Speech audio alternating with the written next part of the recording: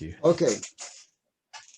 Like I said, I tried to make the talking points so that you can come back and look at them later for anything we don't have time to cover right now.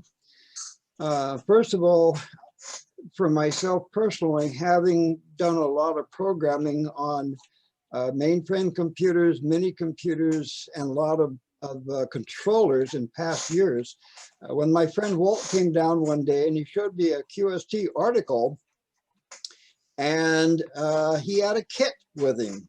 Well, lo and behold, well, first of all, here was the article we talked about, but there was a kit that had all of the parts in them. And one of the things I want to point out is that on that kit here, at that time, there was the Arduino Uno. Right now, I want to show you what they've got now.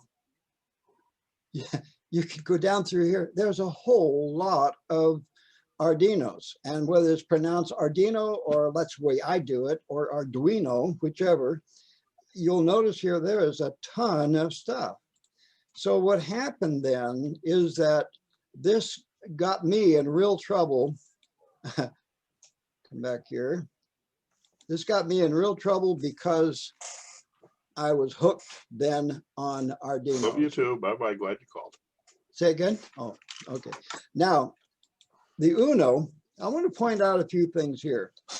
First of all, I don't know if you guys, everyone's probably familiar with pulse width modulation. If not, what it really is what they do is they create a duty cycle so that the LED is flashed on for a split second and then off and then back on for a split second. And what you do is if you control the duty cycle, you can make the LED brighter or dimmer. There are no analog outputs. However, there are analog inputs, and I'm going to be discussing these later. These analog inputs, each one of them goes from 0 to 5 volts. However, the indication, excuse me a second here. The indication is not in voltage, but in counts. So it goes from 0 to 1023. In other words, 1024 is the range. So what you're doing is you have to convert the count to the voltage that you want to consider. In other words, 0 would be 0 volts, but if you had a reading of 1023, then that would be 5 volts positive.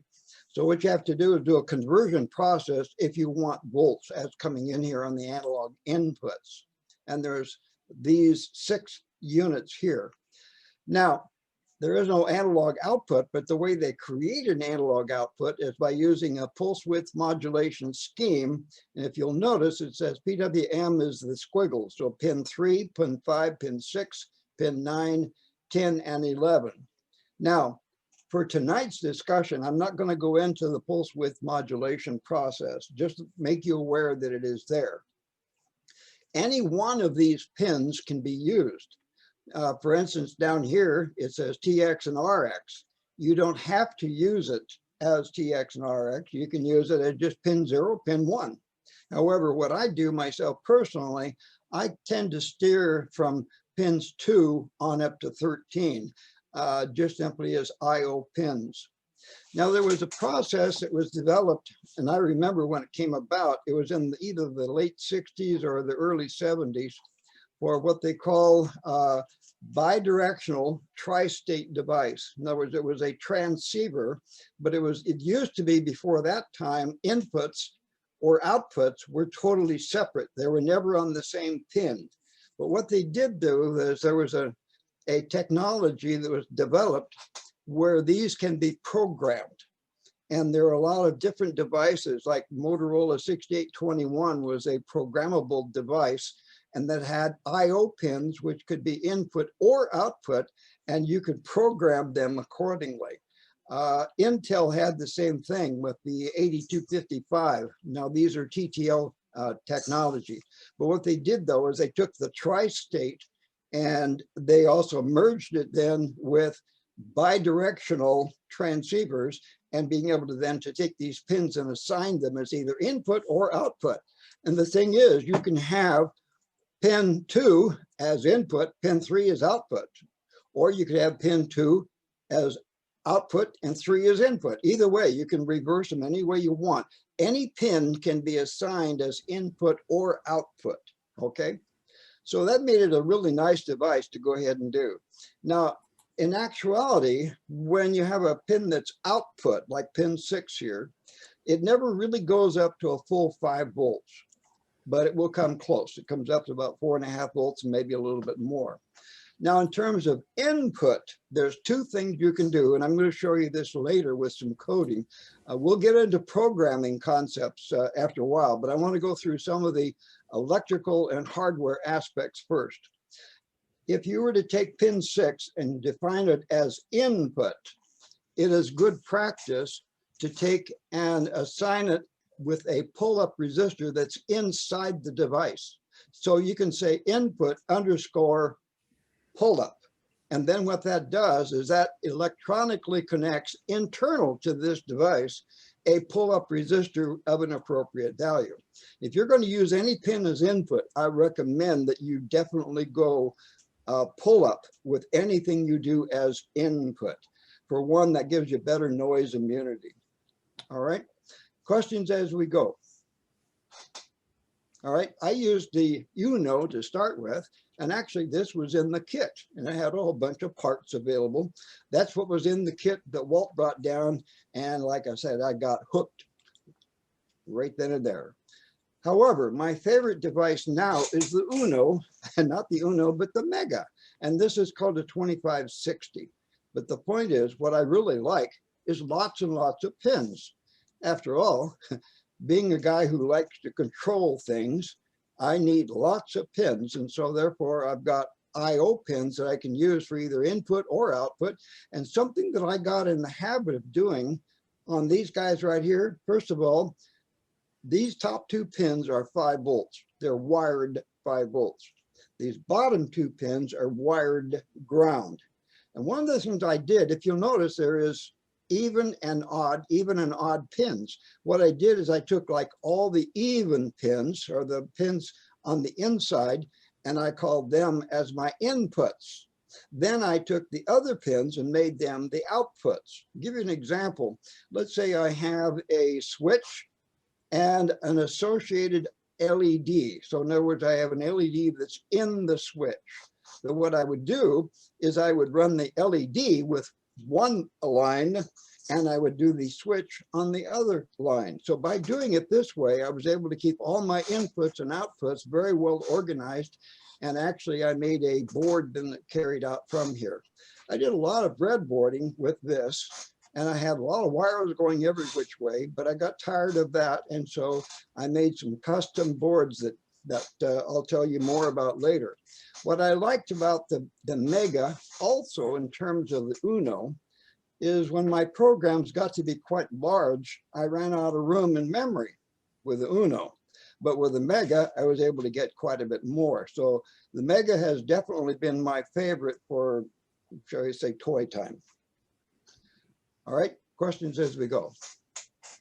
Dave, do you remember off the top of your head the operating voltage for the Mega, or the voltage you feed the board? Okay, you can, first of all, the USB, which is what I use the most, that's 5 volts. USB is a typical 5 volts. You can come in with 9 volts positive, and there is a regulator here that will kick it down to 5. There is also, on the CPU itself, there is a 3 volt line, but I never use it. I stick with the 5. But you have to worry about not crossing your wires. There is a 3 volt connection right in here along with the 5 volt. In fact, I'll tell you what, let me go back to the Uno because it's more magnified. Notice, if you will, here's your 5 volt connection and here's 3.3 volts. And Yeah, then you have a pair of grounds. Yep, that's right. You have a ground up here. And of course, with the Mega, you have a ground on the end connectors. So there's a lot more pins available on the Mega, and I'll get more into that after a while. All right, I almost always use just my 5 volts coming in on my USB. On my custom boards that I made, I have both 5 and 9 volt inputs with an onboard regulator, but that's something else. I'll get to that after a while.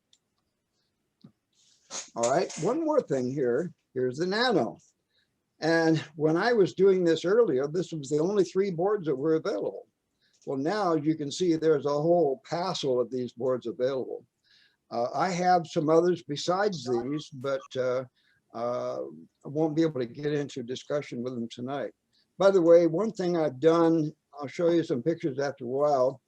We have a model railroad layout with N-gauge trains, and I used 3 of the Megas, 1 of the Unos, no, 2 of the Unos, and then 1 of this guy here, the Nano, for running some of the trains. But what I do though, this doesn't actually run the train. What I do is I use them for track control and turnout control.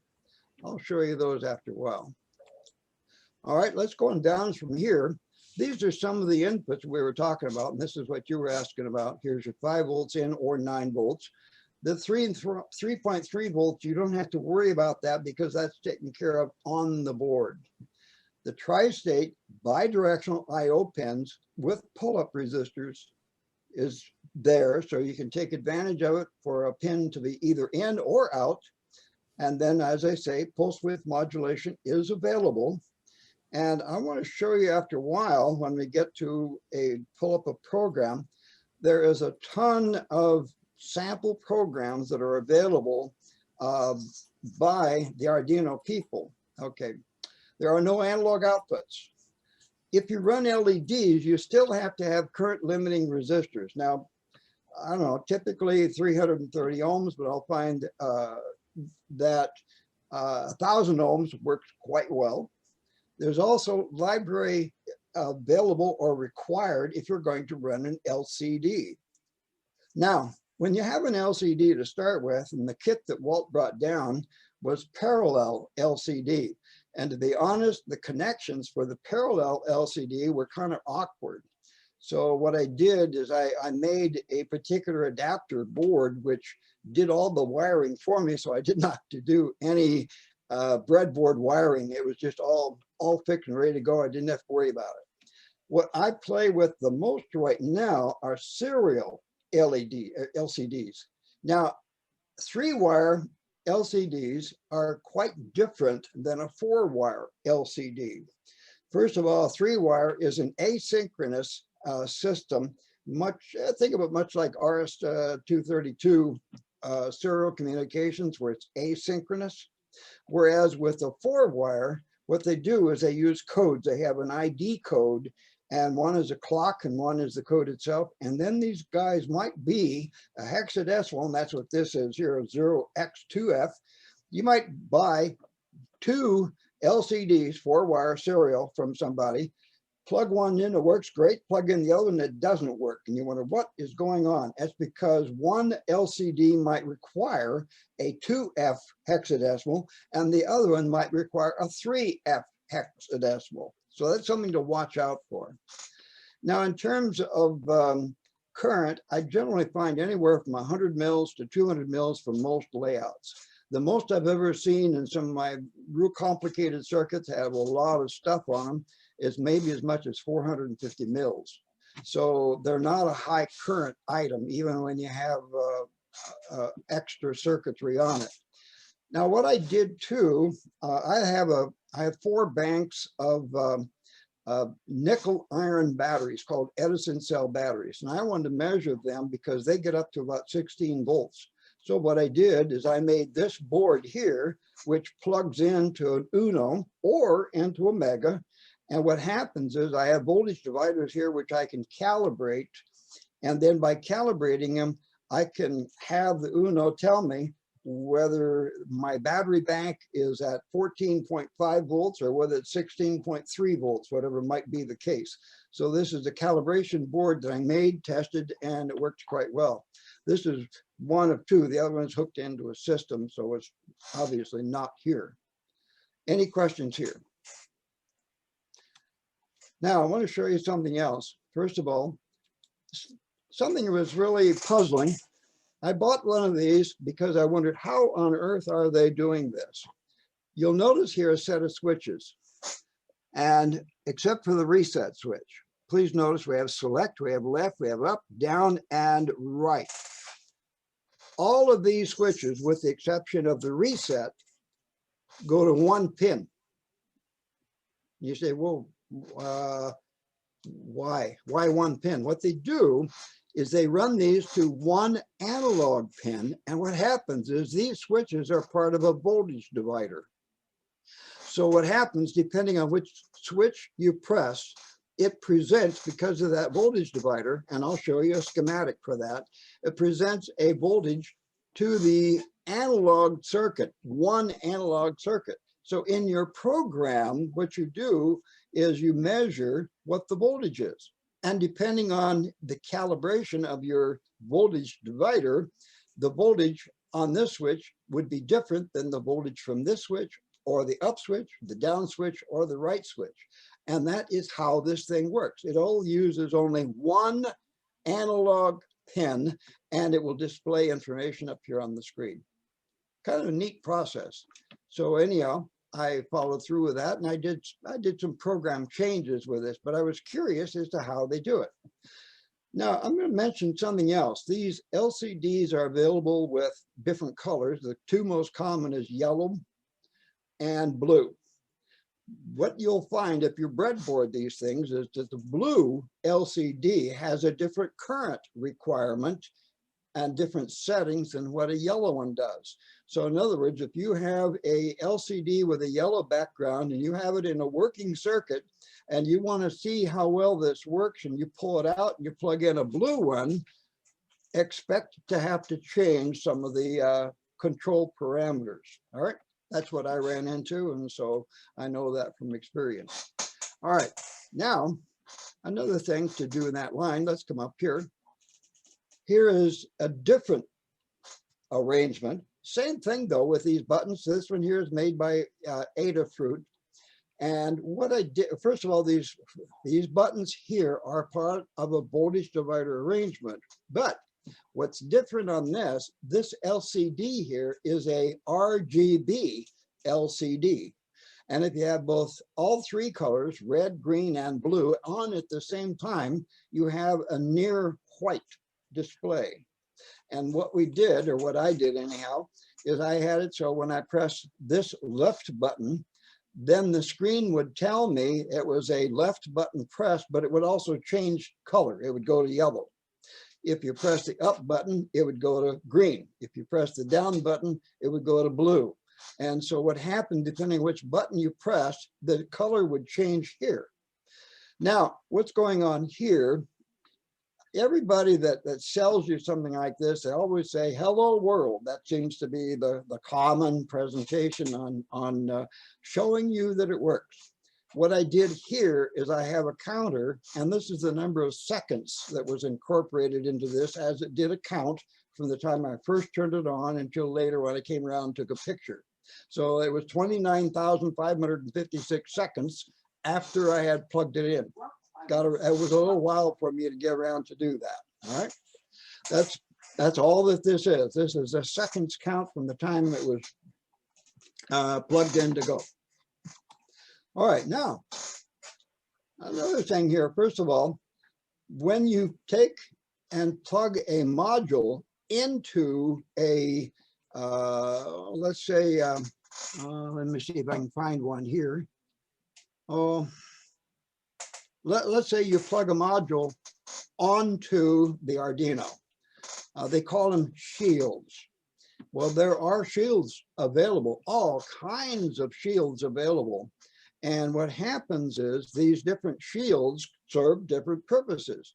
Well, or like, for instance, one that we are familiar with here. And thank you, Barry. I took the liberty of taking a picture of Barry's layout and putting it on here. And by the way, if you want to chase this through, you can go to Barry's site and pick up how to order the board and what's available. It takes a little while for it to come around here. Here we are. So here's your product as a kit. And so this is from Barry. All right. Now he had a little bit different situation. his Arduino plugged into the board. So I guess you could say that this is kind of a reverse shield. All right, we're going to concentrate on shields in a little bit. First of all, here's a logic board that I made. This was one of my designs.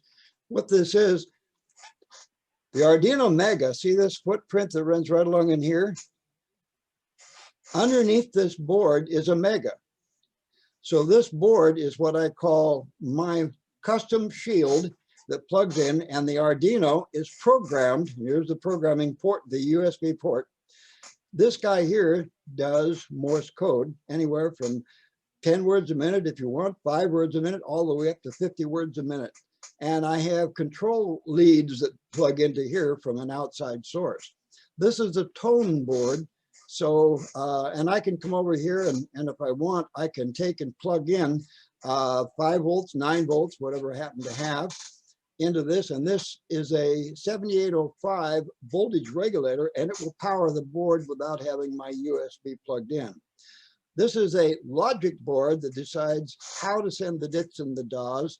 However, the Arduino underneath, what it does is it runs the timing sequences. In other words, at 15 words a minute, as an example, a dit is 80 milliseconds on, 80 milliseconds off. And what happens then is this board here made the decisions on the basis of a nanosecond, less than microseconds, if you will, whereas the Arduino at best was about 10 milliseconds behind the scheme. So what happens is this guy here would capture what it needed and tell the Arduino what to do, and then the Arduino would compensate a 10 millisecond lag and take up and go from there. And so this thing here can be programmed any speed you want up to, I tested it up to 50 words a minute. All right, let's go back to something else. Now, here's another guy. This is a, well, actually not really a module, but nonetheless, it will plug into a breadboard, and you can use it to do ultrasonic distance testing. And there is a program for this that'll do down to microseconds. Let's go on from here. Here's another one, temperature and humidity. What happens then is you can take an Arduino and you can plug in all kinds of devices like this. And then depending on the program you have in the system, then you can use this for temperature and humidity, or you can find out how far something is away with your ultrasonic. I designed a circuit for a friend of mine before he passed away. He had a motorized chair in the house, and he was forever backing into the walls and causing damage that my son would have to go over and fix his walls for him. However, on occasion, he also managed with his wheelchair, or his motorized chair, backing up to hitting his wife's ankles, and she did not appreciate that. So what I did is I built a ultrasonic system to go on the motorized chair on the backup portion that would tell him when he was getting too close to something, be it the wall or somebody's ankles. And as I was getting ready to install it, unfortunately, he took really sick and then passed away not long after that. Okay, I have something else I'm going to show you after a while here. Let's go down here. Here's a program that I made for you folks in case anyone wants to get an immediate start on this. This is a Uno. And what I have here, and I'll give you the program for this, it's on here, you can have it. This is a RGB LED. What happens is you have one ground lead coming up here like this, and then you have 3 leads. I color-coded the signals coming in, and I have resistors, like I said before. These are limiting resistors. You have a red LED inside this, you have a green LED inside this, and you have a blue LED inside this one package. You can also have individual LEDs. If you wanted to run them as individual, you can just simply put them here, and this program will run the individuals. The difference is that with one package like this, if you have the red and the green of the same intensity, this will show yellow, because red and green of the same brilliance, if you will be yellow. So you can have combinations of colors depending on how much of the different colors you have turned on or off here. And the program that I'm making available to you, and you can just download it and run it, and it's pre-tested. I know it works and there are no bugs in it. That would be, let's see here, in the Blink RB. Yeah, okay, I'll get the program for you after a while. Another problem that I had is we had a hot water furnace that worked for really good for a number of years. And then we developed a problem with the switch control setup. And so what I did is I took a pair of Unos relays. I designed a circuit board here, and actually what you're looking at is this whole unit. Relays and the board here both plug into an Uno. This is wired to the furnace, and I was able to do a furnace control then. I had one on one side of the room and the other one over by where the furnace was, with wiring going in between them. And I was able to take care of the problem. The furnace worked really good. Walt made a suggestion though. He said, well, even though it works really good, you might consider that if something goes wrong, and even if your circuit works better than the original, insurance will use it to, shall we say, cause a problem on coverage. And so, well, to make a long story short, much to my chagrin, I pulled this all out and we put in a whole new furnace. It worked really good, and I've still got the program for it. All right. Now, in the train layout, this is a Uno, this is a Mega, and it's sitting in a carrier upside down, so it plugs in this way. There's one here and one down here. What I did is, this is a custom board for the turnouts, and this board down here is for the block control. For anyone that knows anything about model railroad control systems, block control is how you allow trains to be multiple trains on the same track.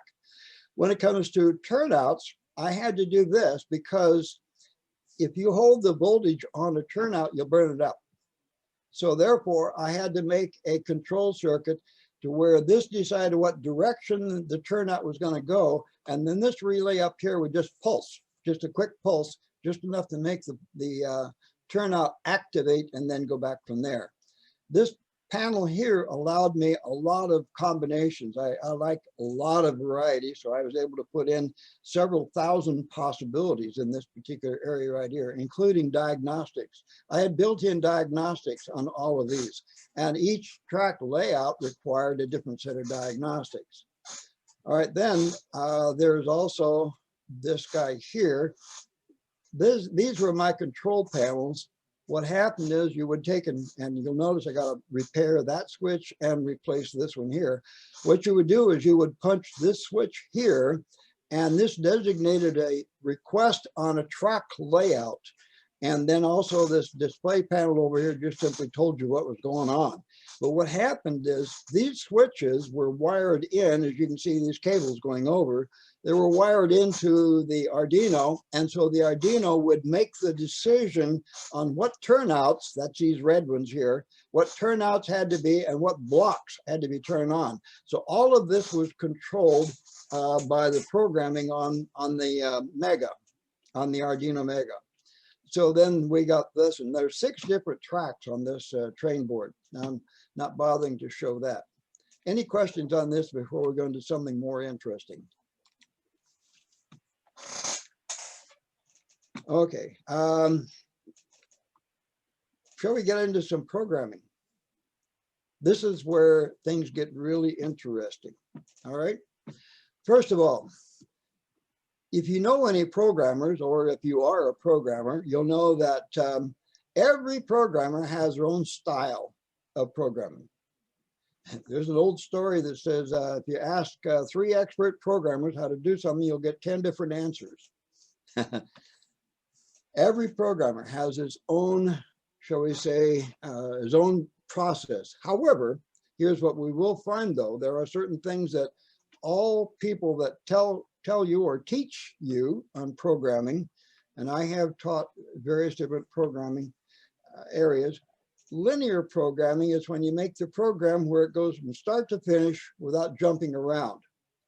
Well, that's okay when you first get started. We call this the kindergarten approach, or if you will, first run. But if you're going to do any serious programming, you want to move away from linear programming as soon as possible. You go into what they call modular programming. Now, this is really important. And you'll see this in the programs that I provide for you. And by the way, programs are on the site where you can download them, and they're all tested and they all work, okay? Modular programming is where you take a process, let's say a process that might be called 2 or 3 or 4 or 5 times. And what you do is you make a module with that process in the module where it's a tested and proven process. And then what happens is you have a series of modules. You might have 20, 30 modules in a major program to accomplish different tasks.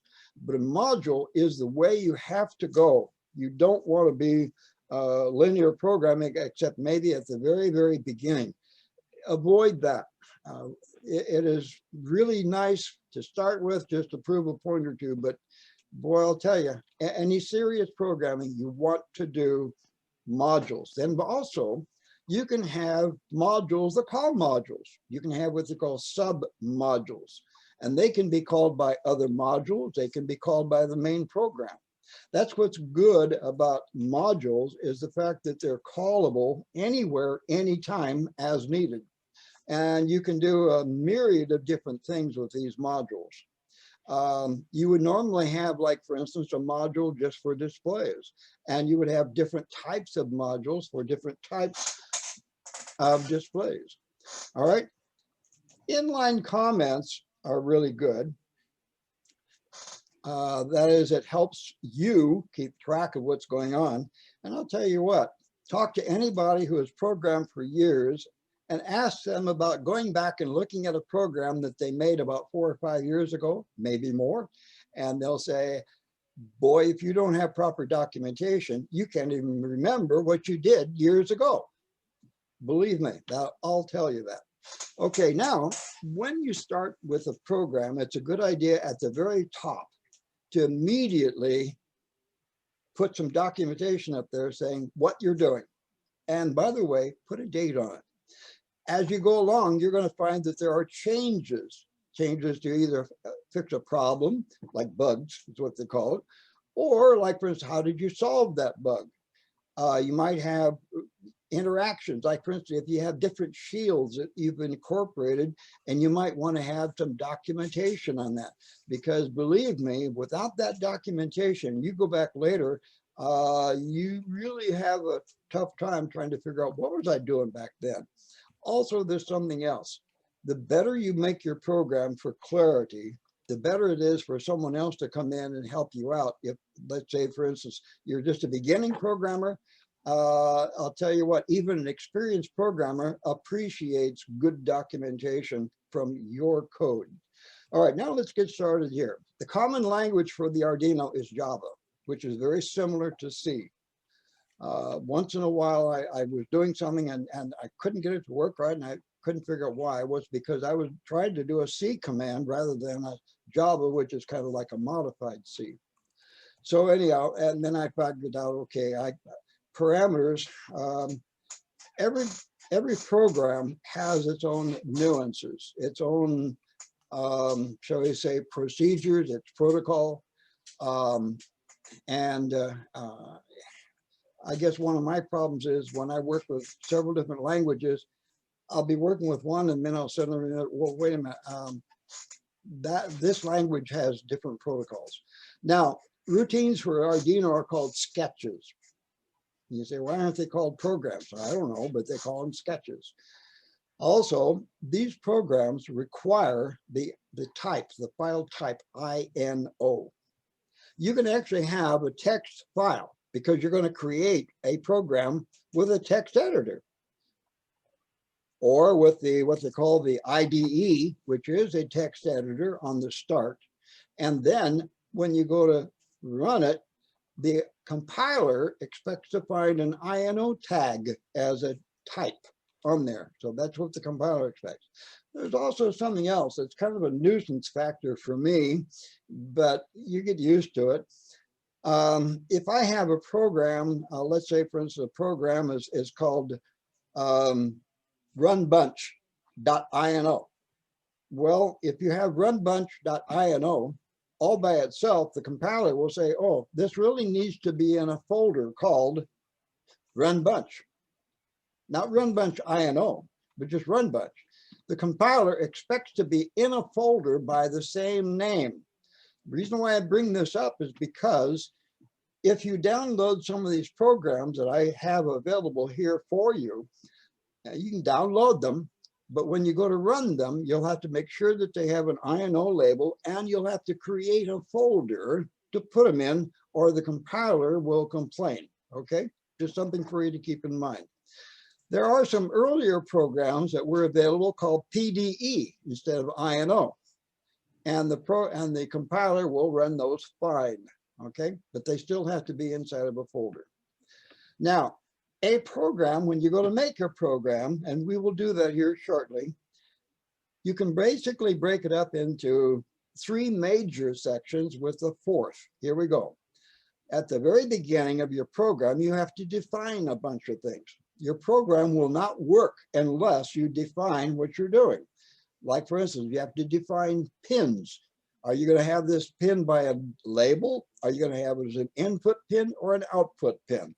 And then you have to define that. You have to define terms like whether it's an integer, whether it's a floating value, whether it's a byte, whatever it happens to be, or a text, which is called string.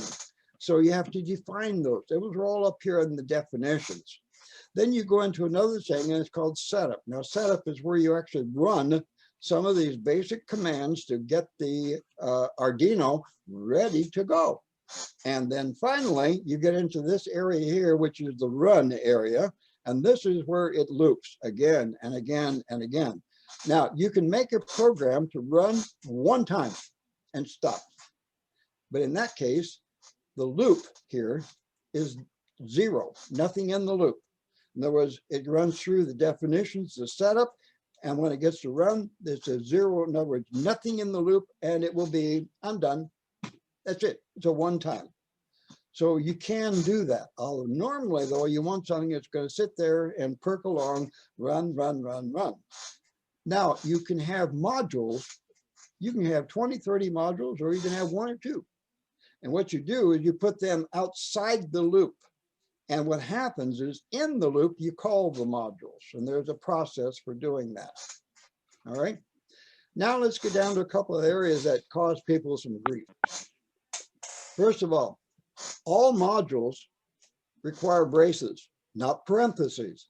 You got to be really careful. A lot of times people make the mistake of using a parenthesis. I wonder why it doesn't work. Well, there's other times when you do have a parenthesis. So there's a time to use the parentheses and there's a time to use the braces. And I'll show you some of that in a legitimate program. We'll do the Blink program here in just a few moments. Could I interrupt you for a sec, Dave? Go right ahead, yes. Laura has her hand raised. Laura? Say again now? I see Laura has her hand raised. Laura, did you have a question to ask? Yeah, thanks. I don't want to hold everybody up, but I was just curious. I have trouble when I write the program getting the wiring right. And so what I've taken to doing is I put the wiring instructions at the front of my program in a comment so that if I dismantle a project, I can go back and recreate it. Oh. And I'm just wondering, is there a better solution? Is there a better way for me to do that? I think I can show you that as soon as I open up the Blink program as kind of an example. I think that's probably the best way. And then if not, come back with your question, okay? Cool, thanks. right? Now there's some techniques that I want to incorporate here. First of all, I want to show you that you can have the slash bar and the asterisk, and you can put all the kinds of comments. You can have line after line after line of comments until finally you have the closing asterisk and slash, and that closes the comments. You can actually have a whole paragraph. The paragraph starts here, ends here. However, if you're going to do just one line only, a double slash will give you comments to the end of the line. So this is just common practice. Okay. I'll show you some of this also in the program we'll bring up. Now, in definitions, there is a difference between using the word byte and a value versus int, which stands for integer. A byte only takes one byte, which means it can go up to 256 values, if you will. One byte is 8 bits. So 2 to the 8th, whatever that happens to be. An integer, however, takes up more than one byte. It takes up a series of bytes, and they can be signed. It can be a negative or positive. Now, if you want floating point values like 3.1417, that would be float. Now, a Boolean is a flag. It's a Boolean is either true or false. There is no value to it. It's either a 0 or a 1. That's it. A string would be a text, like a quote marks and hello today. All right, so that would be a string. Now, as an aid in troubleshooting your routine, there's something that's really neat in here. If you have this comment here, if you have serial begin 9600, what this does, this allows you in the program to do a serial.print. And it quotes, you can have a value that will print in a text area on your monitor, not on the computer. In other words, not on your Arduino, but as a whole separate page on your monitor. And this is really helpful. You can print actual values without the quote marks, or you can print a text comment. And if you're going to have quote marks, you can do a single quote inside, which will show up in your text.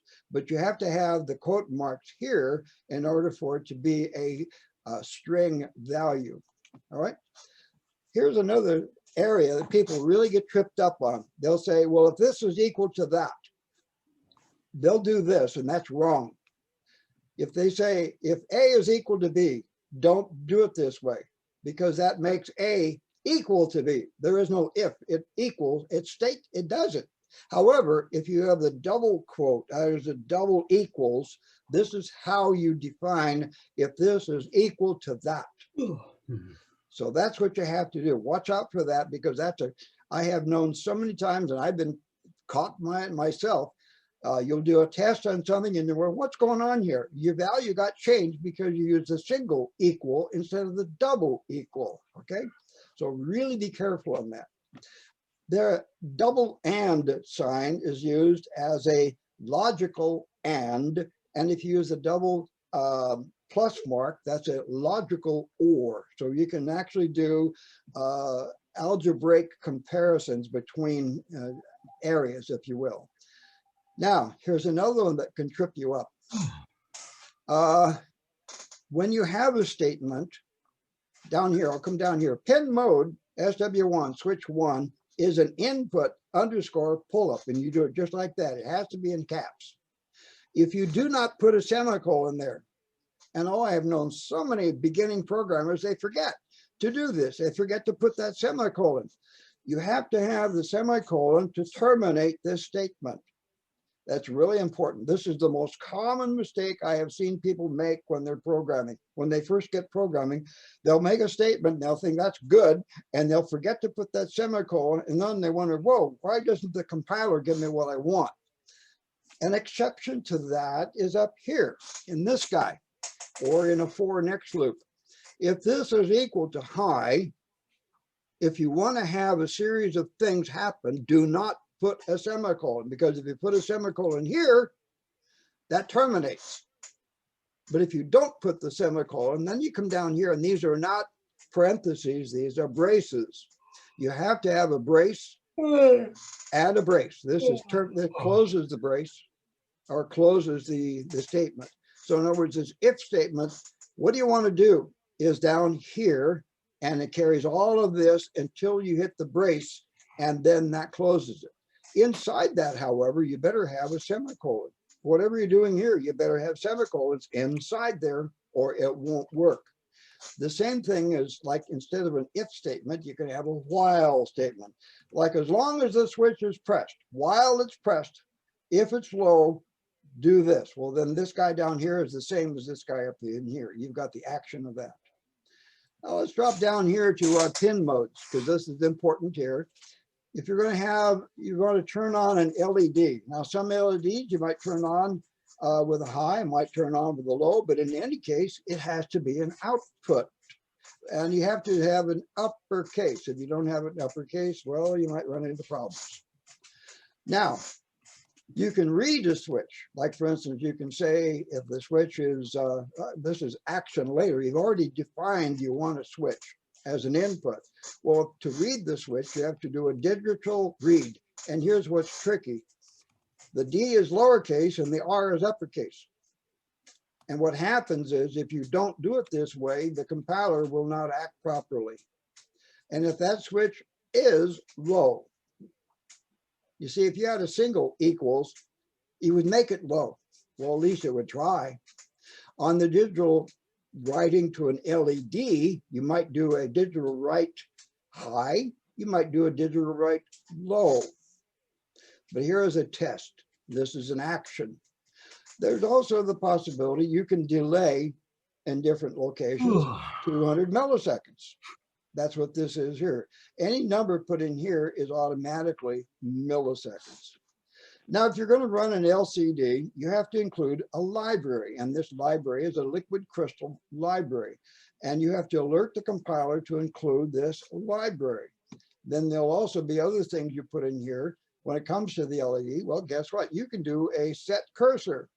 And here again, if you don't have that C capitalized, it won't work. Then you can go to column and row. So if you're using a four row, if you will, or not, yeah, 4 row, 20 columns, then you have the number of columns here, and you can put your cursor anywhere you want on any row. And then you can do a print to that.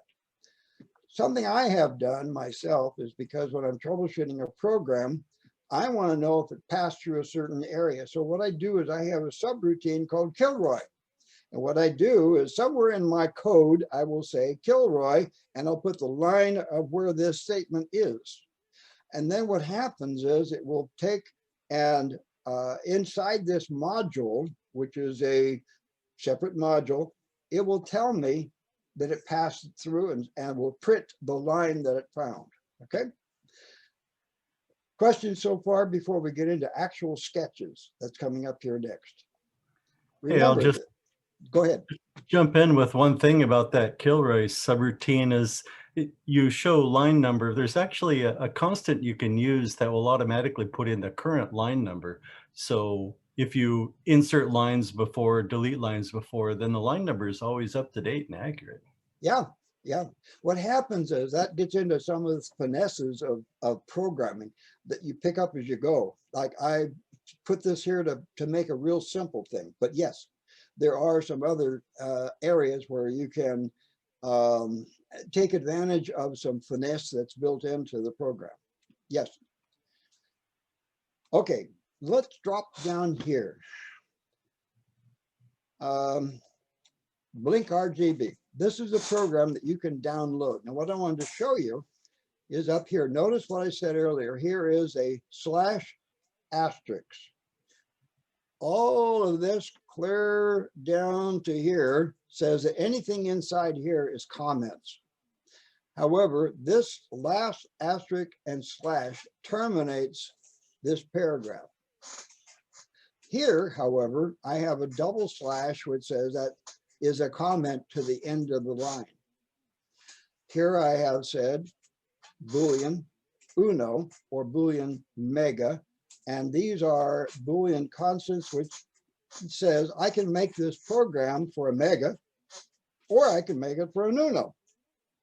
And I can actually do a test on these to see parts of my program. I can have one part of my program run an Uno and make another part of the program run a Mega. So this is the concept.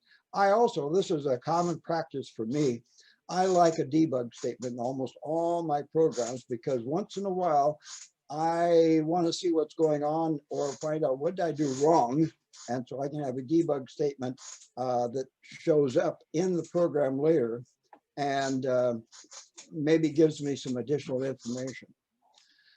Now, I also said that there were different steps as you go through. There's three major ones. Well, this was the parameters. Notice I have byte. I am defining a red LED on pin 2. That's what this is. I'm using byte to define a simple number, green, as pin 3. And byte defines blue as pin 4. And then while I'm at it, I said, well, okay, I may want to use time on as 1,000 milliseconds or 1 second. I can do a time off as 200 milliseconds. And I can just kind of use that later if I so choose. The reason for this is this allows me then, I don't have to worry about what pin number anymore. I can refer to it by red. So down here, pin mode, red. Well, red substitutes, if you will, pin 2. And I'm saying to my compiler, I'm saying red is assigned pin 2 as an output pin. I'm saying that green, which we know green is pin 3, is an output pin here. And then blue is assigned as output pin 4. I don't have to remember these numbers anymore. I can just talk. This is what was really good about programming is you can put down the verbiage that you want to begin your own program setup. Then also I have here serial begin 9600. So at some time later, if I wanted to do a serial print, see this serial print down here? The serial print will cause information to show up on another part of your monitor, a special, shall we say, it's the same monitor, but a separate screen. Okay, now what I've done here, notice what you will, this is in the loop. So this will be called continuously. I have run through, I've set things up. Now that I've set things up, now I'm ready to actually run my program and it will run continuously. So what do I do? Sequence red LED. You say, well, what's that do? Well, actually notice this, these two parentheses. These two parentheses says that this is part of a, I should say, assignment to a module. And by the way, I can actually pass numbers if I so choose to write my modules this way. I can have it so that I pass a number. Let's say I want sequence red to do it 3 times. I can actually put the number 3 inside the parentheses. And if the module is set up correctly, it will then take that number 3 and incorporate it in a process. So what do we mean? See where it says sequence red LED? Well, here is a module down here. The way you make a module is you have to have this word void. Void is the magic word that defines a module. So what do you do here? You say void. By the way, notice that void was loop. Void was setup. So the word void is just the word that is required to be part of the overall process. That tells the compiler certain aspects. So sequence red, okay, we come down here, that's this module. Notice I have a debug statement. If debug is true, notice I don't even have to have an equal sign, because if you don't have anything following it, it assumes you're talking about true. If it is true, then I will, and notice the braces. These are braces, not parentheses. That's a brace. And this is the closing brace. Everything inside those 2 braces then is a process. So it will do a serial print on the monitor, this text statement, sequencing red LED. However, if you print this, it will print up here somewhere and stop. It will not come down to the next line. This statement right here, serial.print, and then you have brackets here. These are not, these are parentheses. This is a special command that says print a new line. That's what this is, the LN. So if you have that, then that means it'll print this as a text, and then it will print to the next line. Then I come down here and I say, okay, now we've done that. digital write red LED. Now what happens is the LEDs in the layout that I will give you are driven with a high. And then I delay 1 second. Then you take the red LED and go low, which says, well, turn it off. And see what I've done here? I have documentation to explain what's going on. I think that's good because someone else can come in and look at your programming and say, well, yeah, this is easy to follow. I see exactly what you're doing. Now here I had another delay of a full second, but I commented it out. See those two guys right there? That says then I commented it out. So this will not happen. That means that when this sequence red LED, it'll turn on, turn it off, and immediately come back here. No delay. I took out the delay. So immediately it'll come back here, and the instant the red goes off, the green comes on. And the minute the green goes off, the blue comes on. So you see what we got here is I took out the delay after the red was turned off. I turned out the delay after the green was turned off. And I turned it off. I turned off the delay after the blue. So what we've done here then, I show that we could have had that in there, but I took it out. It was in there, but I took it out and I took it out. Then I have one called meld. Well, what meld is blend, if you will. What I'm really doing is I'm saying, blend the red and the green together. Turn both on at the same time. Now, if they're in the same package, you can create a yellow. If they're two separate LEDs, like if they breadboarded where they're two separate ones, you'll just simply see two separate LEDs on, but they won't blend to make a yellow unless you somehow cover it up with a piece of frosty plastic or something like that. Comments or questions as we go? Does this answer any of the questions that was asked before? Was that Laura that was asking? Yeah, so Dave, I'm still struggling with how can I incorporate into my program instructions on how to wire the thing. I usually do it in comments at the front of the program, but it'd be nice if there was a better way. I have a wiring diagram which I'll pass on. Cool. Can that be inserted into a program? It can, but not a, well, I don't have a way of making a picture in here, but I could make a description in that. That's what I do. Yeah. Yeah. Thanks. You could do that. And that would be up here, by the way, in this area. So you could say wiring, you could come in here and say wiring as such, wiring as follows, and then put that in up here. Picture, I don't know how to do a picture in there, but I do have the diagram, and you can, shall we say, copy from the diagram pertinent instructions. Great, thanks. Yeah, I'll pitch in my 2 cents worth. I do the same thing. I have comments up front with what pins do what and how it should be wired and what board it's for. But if I need more than that, I'll create another file in the same subdirectory. You know, could be a Word file, could be something else with pictures and descriptions and anything else needed to elaborate. Yeah, you can have all kinds of text files, documents, even pictures in the folder with the program. And I have that in a couple of the programs I provided. Good point, Barry. Thank you. All right, then I also have a module here called all off. If I call this, that turns off LEDs regardless. However, it depends on whether they take a low to turn off or whether they take a high. And that depends on the direction you have the LEDs. You can run the LEDs with lows, or you can run them with highs. It all depends on your wiring. And that goes back to the what we were talking about earlier on commenting up in here, or a separate, like Barry was talking about, a separate line altogether.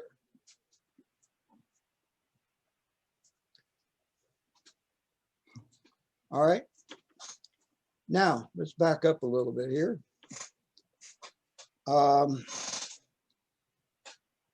If you're interested, here is the program for running ultrasonic. And I have run this a long time ago. I basically just took it right out of the book.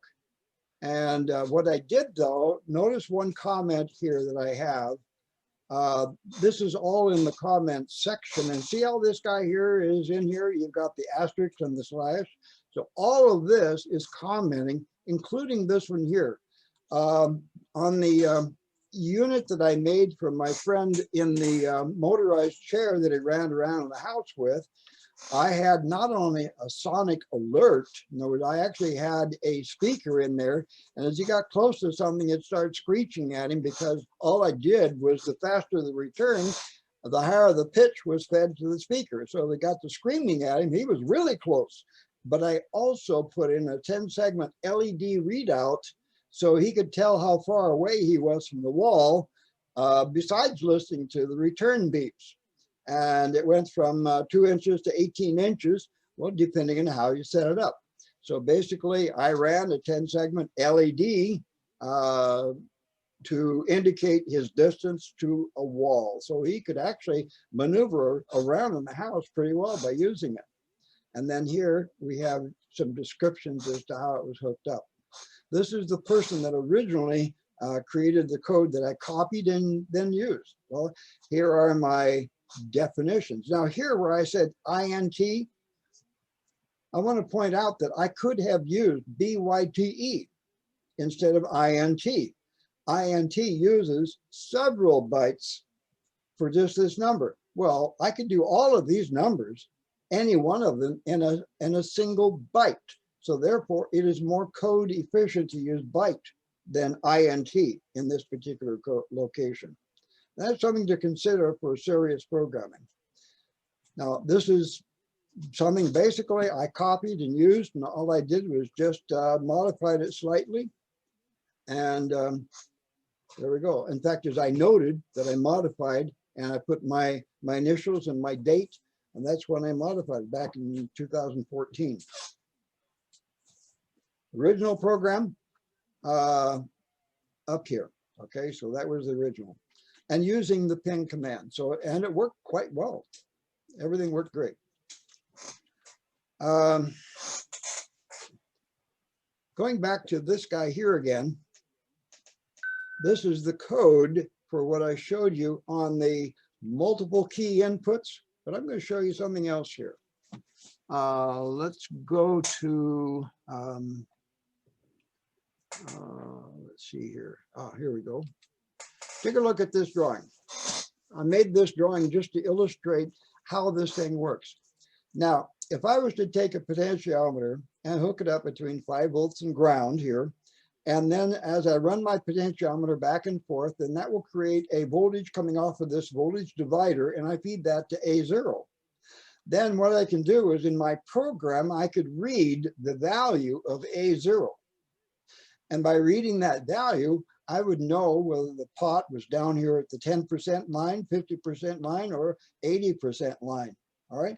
I can do that with all 3 of these, except suppose I come over here instead. Suppose I create a voltage divider with fixed resistors. Notice, if you will, this switch down here is going to pick 0.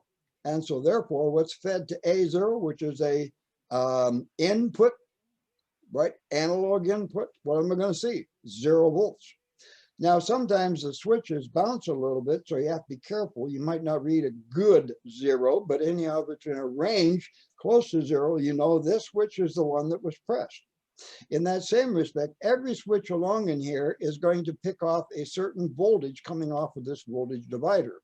So if you'll notice, I've got 5 different switches here that I can press any one of them, and I know which switch was pressed because of the voltage that comes into A0. That is how that device worked, where they had all these left, right, up, down switches, and you could change voltages, if you will. You could change colors with an LCD, or you can do any number of different things. This is how it works, is this right in here. And what do? Well, you stay down here, all right? You can do an INT sensor value. You can do an analog read. Ah, there's the next key. How do you read a voltage on the input? Right here. Instead of a digital read, it's an analog read. Catch that? Analog read, and A0 meaning the that particular analog input. This is how you do it. You don't say digital read, and notice the R is capitalized. If you don't capitalize it, the compiler will throw a fit. So then what you do is you take this sensor value and you can convert the analog voltage, or I should say the analog range. Remember, it's anywhere from 1023 all the way down to 0. So you float the sensor value by multiplying it by 5, and that will give you then, guess what?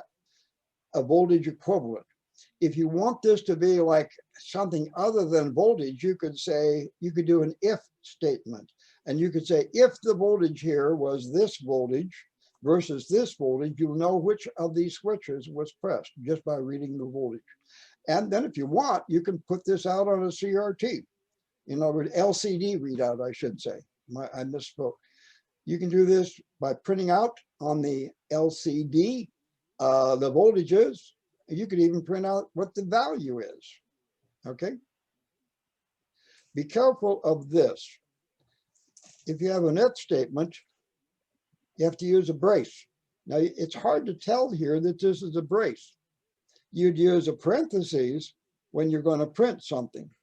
But when you do an if statement, you have to have an opening brace and a closing brace. You have to be really careful of that. It's really easy for an inexperienced programmer to put in parentheses here rather than braces. And you don't put a brace here and here. So you have to be careful to make sure you have a brace in the proper location and a parentheses in the proper location. Otherwise, the compiler will throw fits and you'll wonder, okay, what did I do wrong? How are we doing? I put everyone to sleep, I guess, right? All right, let's do something else here real quick. By the way, this is the program to run those 4 relays, clicking one at a time. Now, I might comment on something. The Arduino will not run a relay by itself.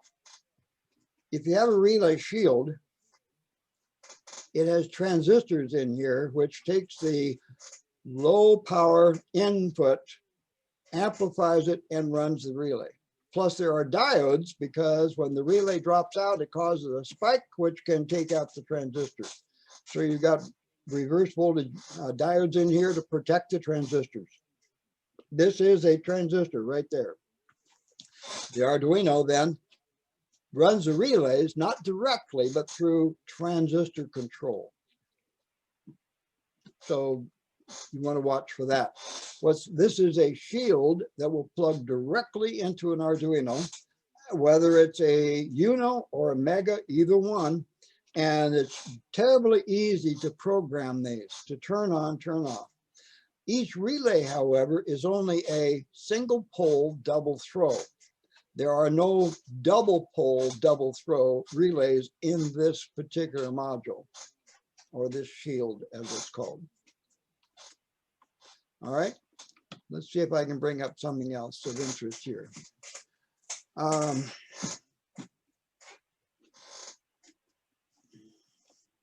Well, first of all, any questions? Remember, you can go here and you can download the program. So the programs are available.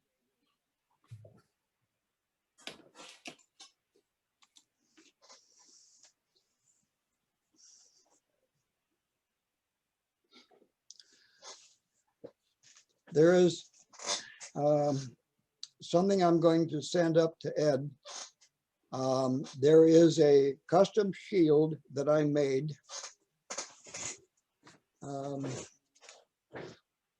Well, in fact, let's see, it's kind of hard to see there.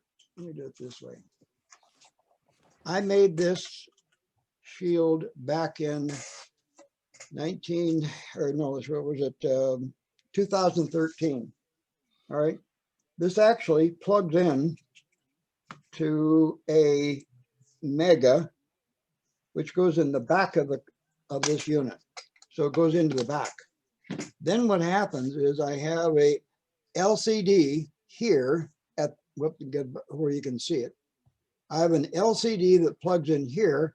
And now what you've got is you've got pots for all of the analog inputs.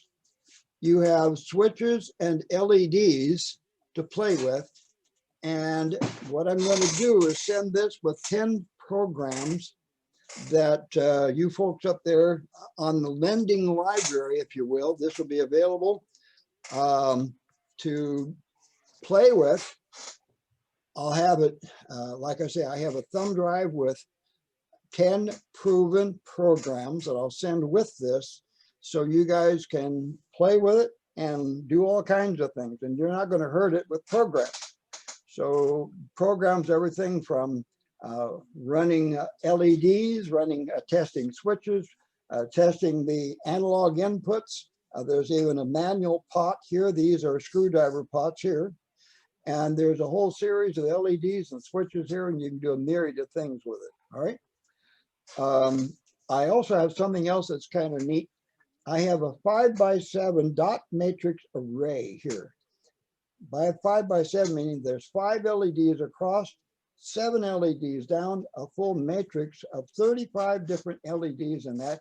And what I do is I have a program where it sweeps the LEDs across, back and forth, up and down, and then fills it up and then blows it out.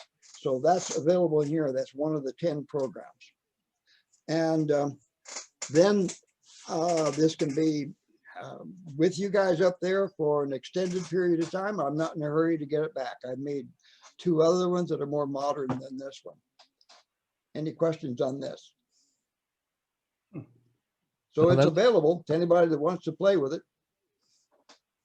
Yeah, that'll be great, Dave. We'll get it up this way and pass it around and such. It'll be a lot of fun. Well, that's basically all I have. And oh, by the way, the programs come with documentation as well. They're real simple stuff, but there are things to play with to learn how this works. And then you can take a program and modify it all you want, plug it in and give it a try. So if you think you got a good handle on it, hey, run it in the machine and give it a try. Hey, question for you here, and I'm just curious if you've ever played with servos and Arduino. Yes, I have, because, well, I know all kinds of servos, and servos come with the kits, by the way.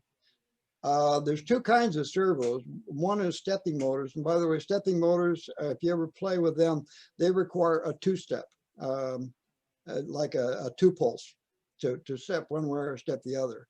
So, but then my favorite though is not stepper motors. My favorite is DC servos with voltage feedback, positional feedback. DC servos with feedback. I'm trying to find a small servo. I have a very simple project I want to play with. It's just for fun, but there's so darn many servos on Amazon. I really don't know where to start. Most people go to the steppers. Yeah, servo with DC feedback. I don't know where to start. I'm just looking for something simple to go with. Maybe that's something, if you wouldn't mind. I'll ask a question on the Edway net email reflector, and maybe you or other people can respond with suggestions. There's a shield available, which is a stepper shield. I've never played with that one, but I have done a fair amount with just having my own electronics driving the steppers. But because the stepper does require a 2-pulse, but the shield takes care of that. So that's a good way to go. Then it becomes really simple. The difference is, what I don't like about steppers, they work well, but if they ever get jammed, they don't know where they are. So unless you incorporate feedback, they can actually get lost and step out of bounds. Our CNC machine, that we engrave stuff with uses stepper motors. And we ran into that when we're engraving a board and it hit a nut. And all of a sudden, the stepper motor misstepped and it decided the clamps were fair game. So we've got some clamps with, shall we say, nice contours carved into them. So anyhow, stepper motors is not a favorite of mine, but we use them a lot. Okay, are steppers almost always bigger than small DC servos? Their field arrangement is what's interesting. That is the field versus the armature is almost, in fact, I've never seen one that doesn't have a magnet in the armature, the ones I've worked with.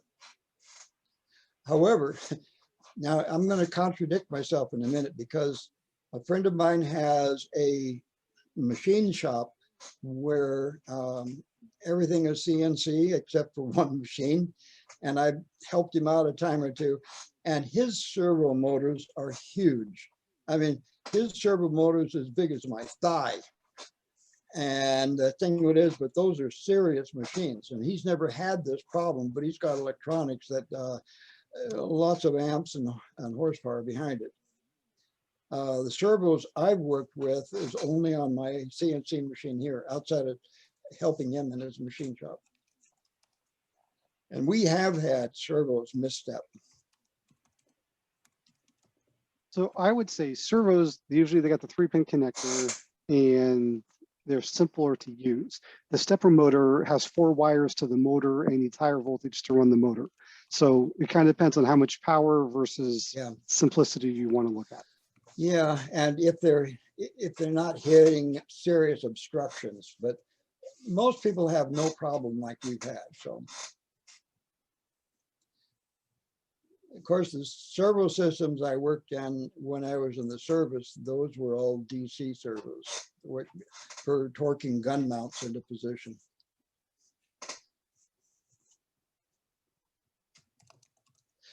But anyhow, going back to your question, Barry, the shields look like they would do a good job, and the stepper servos are available for those.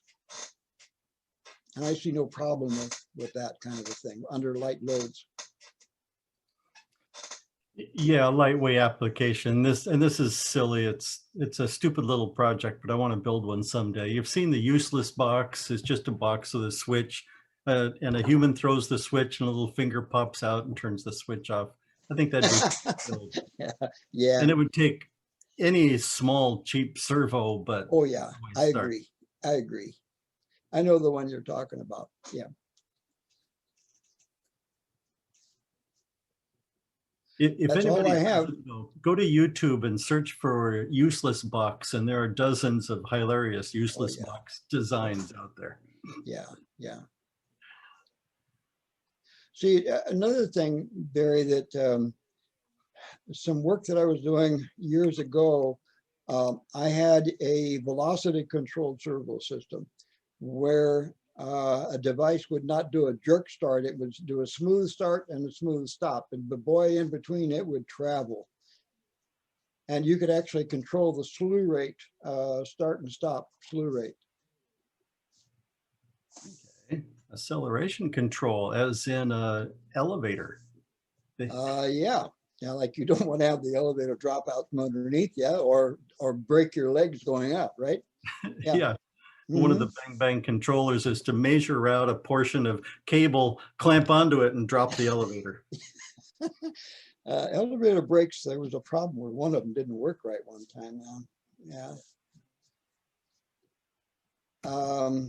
Yeah. Kind of off track here, but I was involved in a project one time had a lot to do with a patent on, you know how you can put your finger up, your hand, scan and whatever. Well, this one here, what it did is it had infrared that went through the epidermis and read the veins in your hand. And I had a control rate slew system on that for reading. It would zoom to location and then immediately slow down or quickly slow down and then start reading the intravenous veins in your hand to determine who you were, if you're allowed access into this area.